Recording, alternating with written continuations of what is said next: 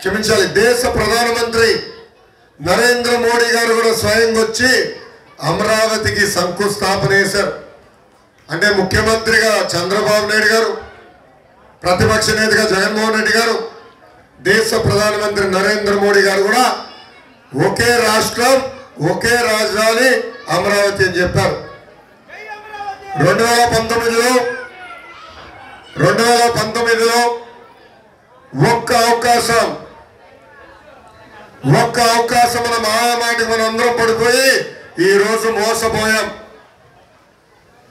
ఏ ముఖ్యమంత్రి అయినా ప్రమాణ స్వీకారం చేసిన తర్వాత మొదటి నిర్ణయం అభివృద్ధి సంక్షేమం ఉంటుంది.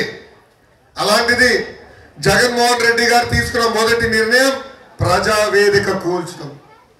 అక్కడి నుంచి చూడండి అడుగడుగున రాష్ట్రం ఒక విధ్వంసపాలన అయింది. మన అనేక ఇబ్బందులు ఎదుర్కొంటున్నాం. 3 ముక్కలు ఆటలు ఆడుతున్నారు మన జీవితంలో. కర్నూలులో ఒక్క ఇటుక వేయలేదు, అమరావతిని సర్వనాశనం చేశారు. విశాఖపట్నం ఋషికొండకి గుండు కొట్టి ఒక్క వ్యక్తి బతికేదానికి 500 కోట్ల రూపాయలు ఖర్చు పెట్టి ప్యాలెస్ కట్టారు. విశాఖపట్నం ఒక్క పరిశ్రమ తీసుకురాలేదు. ఆనాడు మన శాసన సభ్యుడు ఆల రామకృష్ణారెడ్డి గారు కూడా ఏం చెప్పారు మీ అందరు గుర్తు చేస్తున్నా. 2019లో మంగళగిరిలో బహిరంగ సభ జరిగితే అమరావతి గురించి వెళ్ళిపోతుంది, రాజధాని గురించి వెళ్ళిపోతుంది, ప్రజలు నమ్మద్దు, ముఖ్యమంత్రి గారు నేను బతిమలాడుతా, కాలు పట్టుకుంటా, గిడ్డం పట్టుకుంటా, రాజధాని ఇక్కడనే ఉంటుందని చెప్పారు. కానీ నాకు ఎక్కడ బాధేస్తుందంటే 3 ముక్కలాట్లు అంటే 3 రాజధానులకు ఓటేసిన మొదటి వ్యక్తి ఆల రామకృష్ణారెడ్డి గారు. ఇది వెన్నుపోటు, నమ్మక ద్రోహం. ఆనాడు మీరు 3 రాజధానుల మద్దతు ఇవ్వాలని నిర్ణయించుకున్నప్పుడు ఎందుకు మీరు మమ్మల్ని మోసం చేశారని ఈ సభకు అడుగుతున్నాం.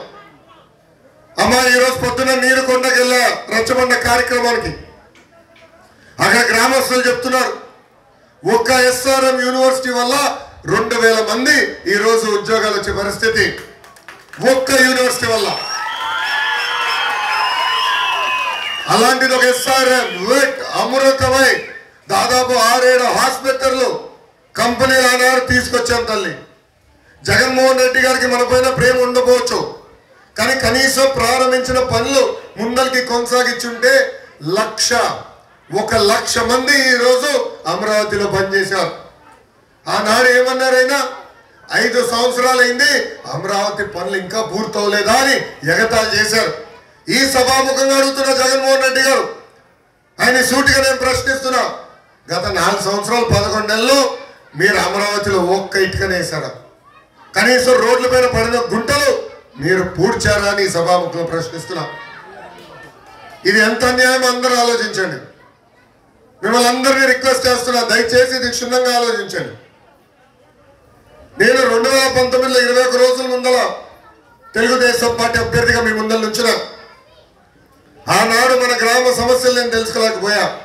నేనేంటో మీకు అర్థం వల్ల ఎన్నికలు అయిపోయినాయి. 5350 ఓట్లతో ఓడిపోయా తల్లి. మొదటి రోజు బాధ కలిగింది, నాలో ఆవేదన వచ్చింది. కానీ 2వ రోజు నుంచి ఆ బాధ ఆవేదన నాలో కసి పెంచింది. 4 సంవత్సరాలు 11 నెలలు కష్టపడి మళ్ళీ మంగళగిరి ప్రజల మనసు గెలుచుకోవాలని ఆనాడు నా ప్రయాణం ప్రారంభించాను.